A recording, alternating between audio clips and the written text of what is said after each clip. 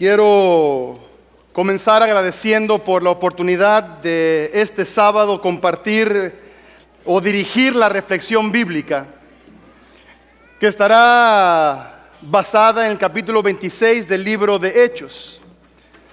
Durante el año 2016 me prometí predicar solamente del libro de Hechos. Pero antes de entrar al texto quisiera comenzar con la siguiente noticia de hace alrededor de un mes, un poquito más de un mes. El 28 de noviembre de este 2016 sucedió un accidente que conmocionó al mundo, especialmente al mundo deportivo. Un equipo brasileño que iba a Colombia a jugar la final de la Copa Sudamericana se estrelló a pocos kilómetros del aeropuerto. Y no quisiera profundizar en el accidente en sí. Ya suficiente hemos escuchado acerca de él y suficientes historias hemos escuchado. Algunas por Facebook, por Twitter, por Google+, por todos los medios de comunicación que exprimen el corazón. Pero hay un elemento que sí quiero resaltar. Según los reportes, el avión se encontraba a unos 4 o 5 minutos de llegar a la autopista. Para tener un concepto de 4 o 5 minutos, desde que comencé mi tema hasta que termine la introducción, pasaron más de 5 minutos. Ellos necesitaban la introducción de un sermón para llegar bien al aeropuerto. Por poco llegaron. A unos 17 kilómetros, un poquito más allá del Pariente. Muchos sabrán cuánto es de aquí al Pariente. Es lo que les faltaba, ir de aquí al Pariente. Por poco llegaron. Supongo que para ahora te darás cuenta que por poco no es suficiente, porque si yo digo que por poco pasé el examen, no lo pasé. Si yo digo que mi equipo por poco gana, significa que no ganó. Si yo digo por poco me quedan los frijoles bien, no me quedaron bien. Porque por poco no es suficiente. Y sin embargo son las palabras famosas por Agripa. Cuando Pablo le hace el llamado y le dice, ¿crees? Yo sé que crees. Y Agripa dice, por poco. Pero por poco no es suficiente. Vamos al capítulo 26 del libro de Hechos. Hechos capítulo 26. Mientras llegamos a Hechos 26, para entrar en contexto de la historia, Pablo, después de su último viaje misionero, llega a Jerusalén y es aconsejado por los líderes cristianos que haga un poquito más judío su ministerio, así que él va al templo a hacer un ritual judío y ahí lo atrapan. Tiene que presentarse ante el Sanedrín, de presentarse ante Félix, ante Festo, y ahora se encuentra ante Agripa, que está con mucha curiosidad para saber qué tiene que decir Pablo. No es una defensa porque él ya apeló al César, así que va a tener que ir con el César a Roma. Sin embargo, es una oportunidad para que Agripa pueda calmar su curiosidad. Si tu Biblia está abierta en Hechos capítulo 26, por favor di amén. Por favor di amén. Inclinemos el rostro para orar. Padre nuestro, hemos abierto tu palabra esperando a que nos hables. Gracias. En el nombre de Cristo Jesús. Amén. El texto comienza diciendo que Agripa, capítulo 26, versículo 1, le dijo a Pablo, se te es permitido comenzar tu defensa. Entonces Pablo le dijo a Agripa, oh rey Agripa, Gracias por darme la oportunidad de defenderme. Sin embargo, cuando leemos la última parte del discurso de Pablo, nos damos cuenta que no era necesariamente una defensa, era más que una defensa, porque en el versículo 27 dice: ¿crees, oh rey Agripa, a los profetas? Yo sé que crees. Y en el versículo 29 dice que él desea que todos sean hechos como él, como Pablo, que todos sean como él. Pablo está haciendo un llamado, está haciendo una oferta, más que una defensa, es una oferta. Yo me pongo a pensar, ¿por qué Pablo pensó que era prudente hacerle una invitación a Agripa? ¿Qué no sabía Pablo quién era Agripa? Agripa II, en realidad. Agripa II, que era conocido o era entendido que era un transgresor y de conducta aborrecida, dice Elena G. de White. Agripa.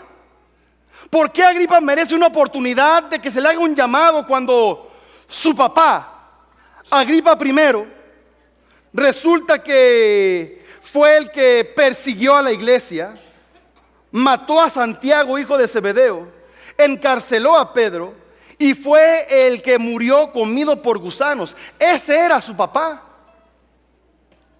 Su tío abuelo, Herodes Antipas, casado con Herodía, su tía, resulta que fueron quienes mataron ¿a quién? Juan el Bautista. Su bisabuelo, Herodes el Grande, el que mandó a matar a todos los niños de 2 años para abajo en Belén. Ese era el bisabuelo. Y ahora resulta que este Agripa II va a recibir la oportunidad de arrepentirse. Porque en realidad el asunto de salvación es de cada quien. Independientemente del pasado o de la herencia, Agripa tiene la oportunidad de él decidir por él mismo cuál va a ser su relación con Cristo Jesús. Sus padres no lo decidieron por él, él decide. Y déjenme decirles que suena romántico pensar que un hombre tan malo y con una herencia tan mala tenga la oportunidad de arrepentirse. Suena romántico, pero al ver aquí esta audiencia, esta familia, me pongo a pensar, ¿quién se puede relacionar tal vez con la vida de Agripa? Tal vez aquí no hay nadie que ha matado y que sus padres mataron, y sus abuelos y sus bisabuelos. Sin embargo, el principio es el mismo. La relación con Dios es un asunto personal, individual, y me voy a poner por un momento, con permiso de ustedes, como ejemplo. Hoy tengo el privilegio de abrir la Biblia en este púlpito. Mi padre, que también es pastor, ha abierto la Biblia en este púlpito. Mis tíos y mis tías también. Mi madre toca ese piano. Mi abuelo predicó desde este lugar también. Mi bisabuelo era un colportor misionero. Y yo no tengo garantizada la vida eterna. ¿Cómo es posible que el ladrón en la cruz ya tiene sellado su destino? Que nunca predicó un sermón en Montemorelos. E Ismael Castillo Harper todavía sigue luchando la buena batalla. Como humano me molesta pensar que gente que a mi entender no vale la pena tiene oportunidad. Y sin embargo, la salvación es individual. Así que no sé cuál sea tu realidad. Para una persona que vivió en esta comunidad y que tiene mucho tiempo que ya no vive en esta comunidad, déjenme decirles que es un privilegio crecer aquí. Y sin embargo, no es garantía de que nuestros hijos sigan por este camino. ¿Cuánto quisiera yo meterme en la mente de mis hijos y asegurarme de que ellos seguirán siendo adventistas cuando sean adultos? Y no hay garantías, porque al final del día ellos tienen que definir su relación con Dios. Agripa, a mi gusto no merece esta oportunidad, pero Pablo se la está dando. Y quisiera que repasemos los argumentos de Pablo, la defensa de Pablo, que es en realidad una propuesta y una apelación. ¿Crees? Son 7 razones o argumentos o componentes, lo que quieras utilizar, como quieras entenderlos. Y vamos a repasarlos en forma breve. De paso, no pretendo contestar todas las preguntas o llegar a todas las conclusiones que el capítulo presenta. Espero que este tema pueda generar la suficiente curiosidad para seguir indagando en lo que Dios quiere decirnos a través de su palabra. Pero encontramos el primer elemento, la primera razón, si me la puedes poner en la pantalla. La primera razón que Pablo presenta, la primera razón en la cual justifica Pablo su fe.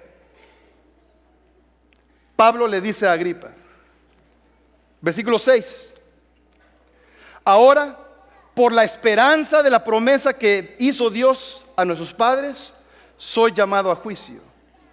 Promesa cuyo cumplimiento esperan que han de alcanzar nuestras 12 tribus, sirviendo constantemente a Dios de día y de noche. Por esta esperanza, oh rey Agripa, soy acusado por los judíos. La primera razón que Pablo le presenta a Agripa, le dice, mira, Agripa, la razón por la cual estoy aquí encadenado es porque hay una promesa. Esa promesa está justificando mi fe, mi esperanza. Como la promesa que tú y yo tenemos en Juan capítulo 14, versículos 1 en adelante. Voy pues a preparar lugar y vendré otra vez para que donde yo estoy, todos también estemos. Pablo le dice a Agripa, mi fe está fundamentada en las promesas de Dios. Pero no es lo único. En el versículo 9 encontramos otro componente.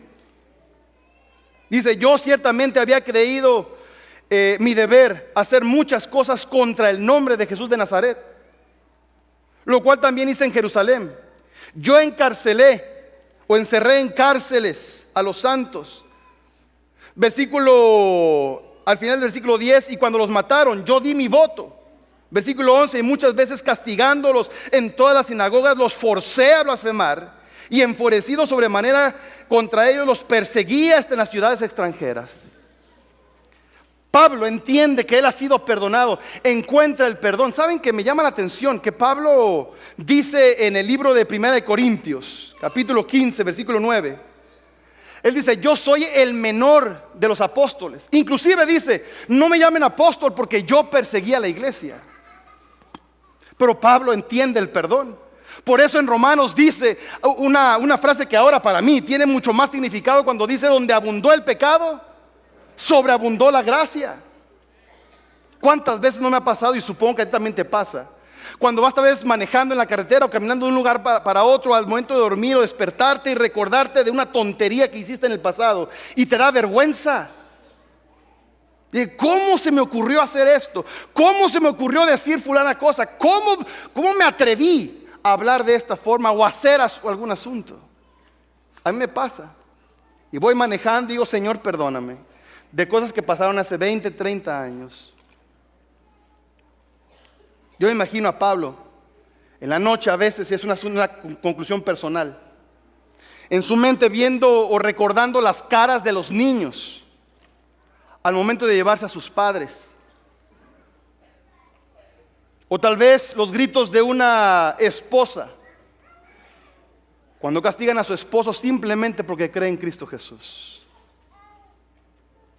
A veces pienso que Pablo por eso fue tan celoso en su misión, en parte tratando de calmar esas imágenes que de tanto en tanto vienen a la mente.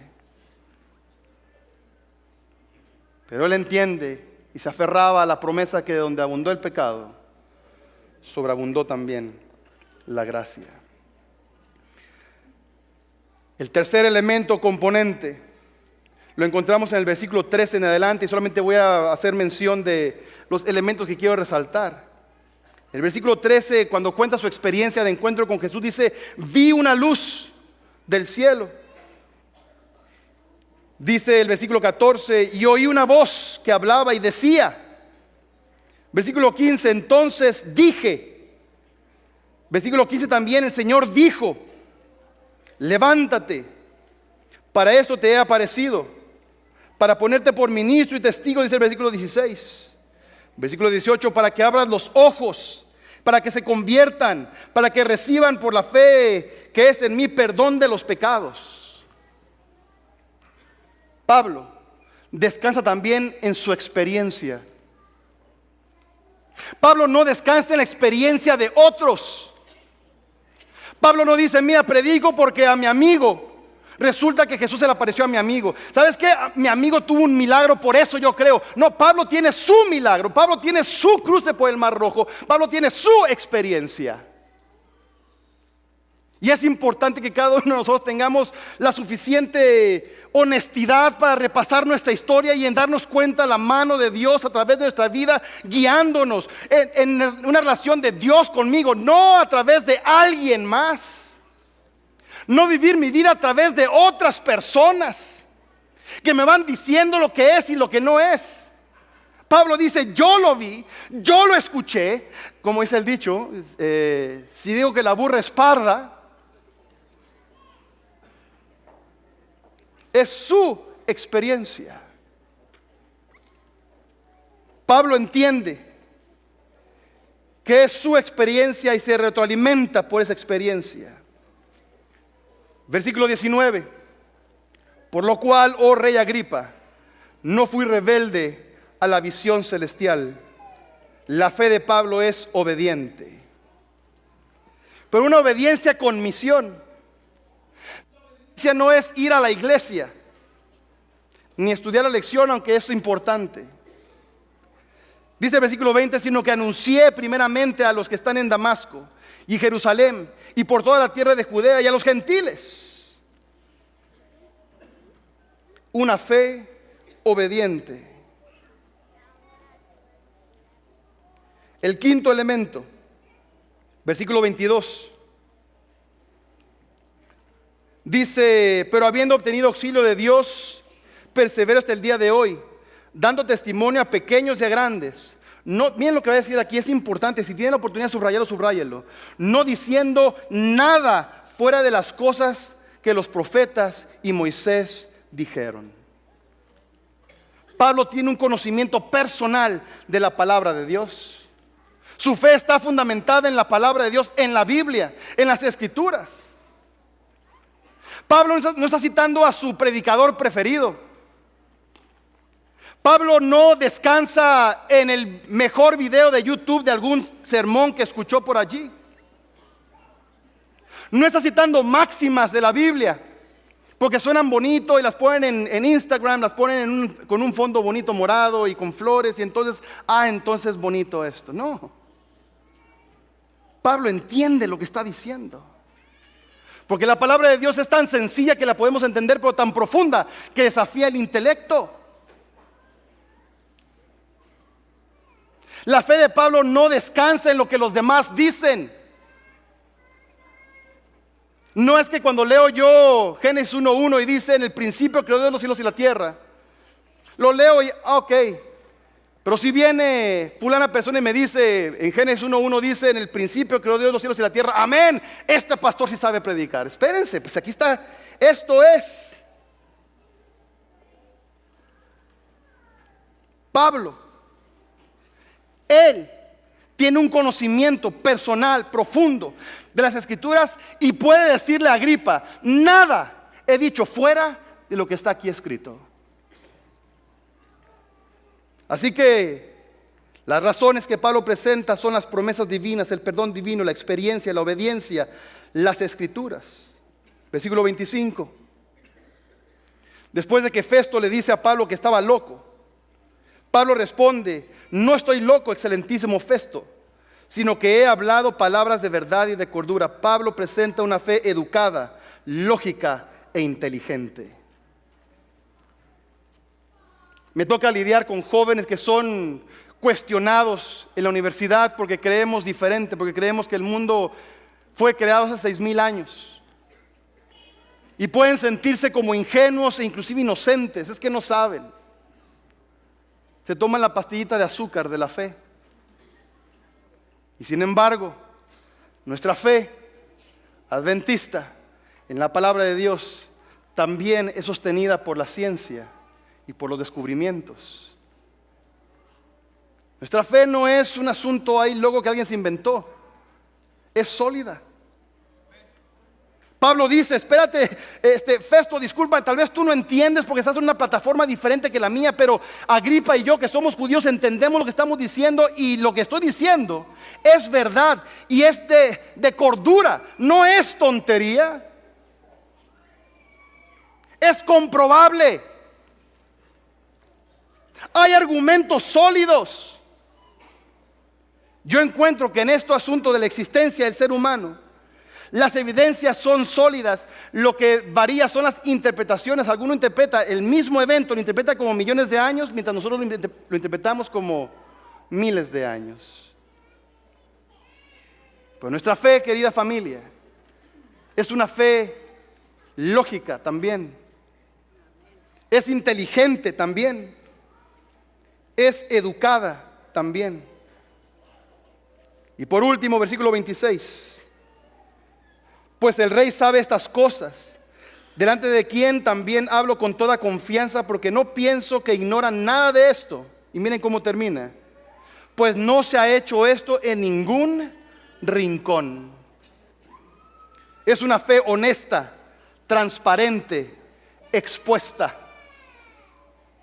No es una fe mística y escondida y solamente un grupito la tiene y somos poseedores de esto. No, Pablo dice, no, rey Agripa, eso todo el mundo lo sabe, está expuesto. Recuerdo cuando estudiaba teología, cuando se mencionaban esos asuntos de que allá en la Asociación General había un cuarto bajo muchas llaves y allá había algunos escritos privados que nadie podía leer con respecto a Elena G. de White y que eso negaba toda nuestra fe. En general estoy hablando. Y cuando uno se da cuenta, nuestra fe ha estado a la luz del mundo por 2000 años, sin nada que esconder, sin trabajar a través de terceros. Pablo le dice a Agripa, lo que te presento, y Festo, escucha bien, es con honestidad, es con transparencia, es derecho, es ético. 7 componentes. Las razones de la defensa de Pablo, la propuesta, son las promesas divinas, el perdón divino, la experiencia, la obediencia, las escrituras, la educación, la honestidad. Entonces vienen las palabras o la pregunta, el llamado de Pablo. ¿Crees, oh rey Agripa, a los profetas? Yo sé que crees. Y entonces Agripa contesta, por poco me persuades a ser cristiano. Casi. Algunas traducciones tratando de entender el sarcasmo con el que tal vez habló Agripa, han traducido, ¿crees que con tan pocos argumentos, en tan poco tiempo, me vas a hacer cristiano? ¿Crees que tan fácil, soy tan fácil para que me convenzas en tan poquito tiempo? A lo que Pablo contesta, mucho argumento, poco argumento. Mucho tiempo, poco tiempo. Ojalá fueses como yo. Un prisionero hablándole a un rey. Y podemos pasar tiempo hablando de la convicción, lo que yo creo y la conversión, lo que yo hago. Pero eso lo dejaremos para el análisis de cada quien. Me gustaría regresar a la oferta de Pablo, en este caso ahora la oferta divina, para poder hacer la aplicación a nuestra realidad. 31 de diciembre del año 2016.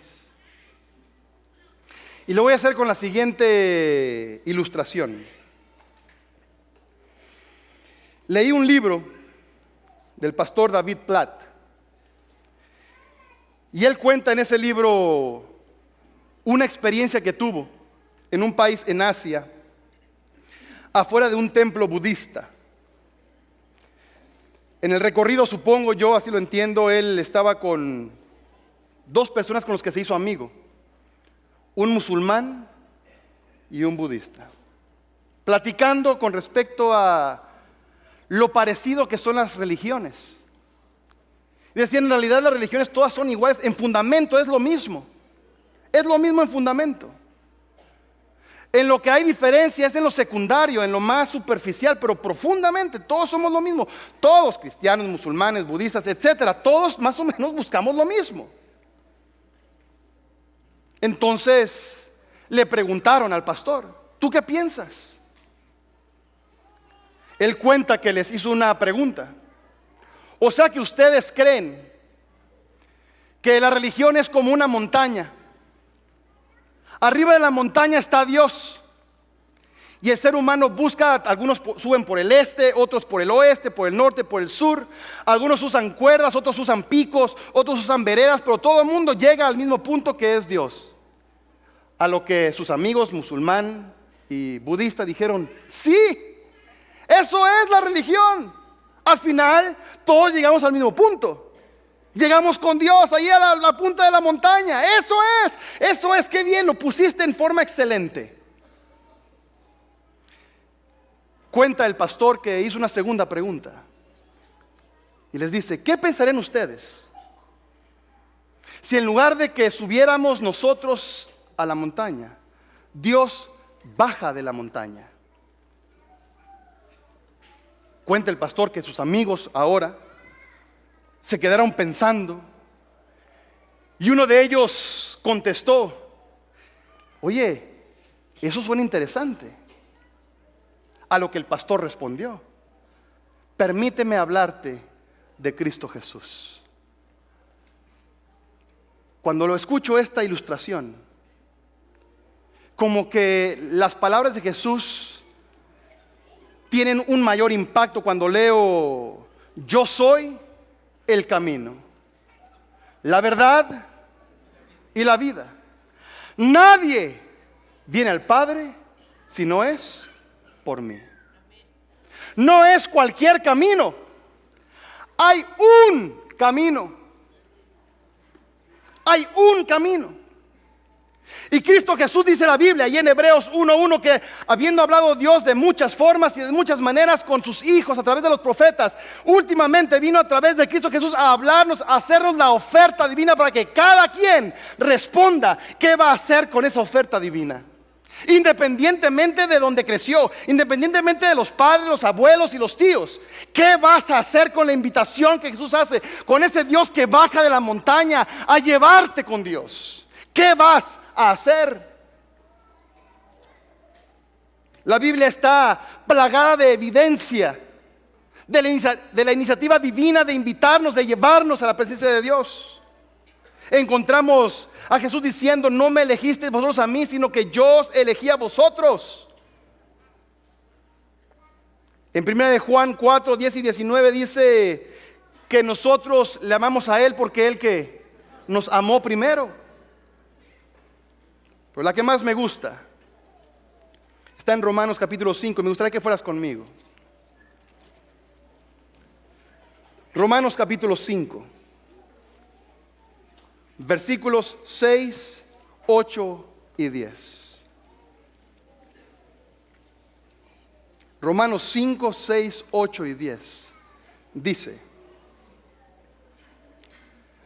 porque Cristo, cuando éramos aún débiles, a su tiempo murió por nosotros. Fíjense que comienza con débiles, pero la respuesta es murió por nosotros. En el versículo 8 le sube de intensidad. Mas Dios muestra su amor para con nosotros en que siendo aún pecadores, pero la solución es la misma. Cristo murió por nosotros. En el versículo 10 le añade un poco más de intensidad. Porque si siendo enemigos fuimos reconciliados con Dios, la solución es la misma, por la muerte de su Hijo, de Cristo Jesús. Es cierto, mi herencia no garantiza mi salvación, Pero la muerte de Cristo, la oferta de Dios, es sólida. Y cada quien debemos responder. Y hago una pregunta. ¿Cuánto tiempo? ¿Cuántos argumentos son necesarios para saltar de un ejercicio mental e inclusive un ejercicio emocional a vivir una vida de misión, creyendo en la oferta divina? ¿Cuánto tiempo se requiere? Agripa pensó que era muy poco tiempo. ¿Cuántos sermones se necesitan? ¿Cuántas matutinas y lecciones de escuela sabática? ¿Cuántos seminarios y especiales? Estuvo precioso el tu especial. Para que pasemos de una respuesta intelectual, tal vez emocional, a vivir una vida que impacta mi persona, que impacta mi matrimonio, que impacta mi familia, que impacta la forma en que ejerzo mi profesión, que impacta mi iglesia, que impacta mi vida eterna. ¿Cuántos argumentos, cuántos sermones se necesitan? Estamos en el último día del año 2016. ¿Quién lo iba a pensar? A unas horas de comenzar un nuevo año. Será el último año en la tierra. No nos corresponde a nosotros saber esas cosas, dijo Jesús en Hechos capítulo 1. Lo que sí es claro en la palabra de Dios es la constante oferta divina. Un solo camino al Padre. Y cada quien debe responder. Padre nuestro, te agradecemos porque tenemos el privilegio y la libertad de abrir tu palabra y exponernos a ella. Y tú prometes en tu palabra, Señor, que este libro va a penetrar el alma, a discernir los pensamientos, los motivos, las intenciones inclusive. Hay tanto que leer, tanto que estudiar, tanto que aprender. Ayúdanos, Señor, a ser honestos con nosotros mismos y vulnerables en tu presencia. En el nombre de Cristo Jesús. Amén.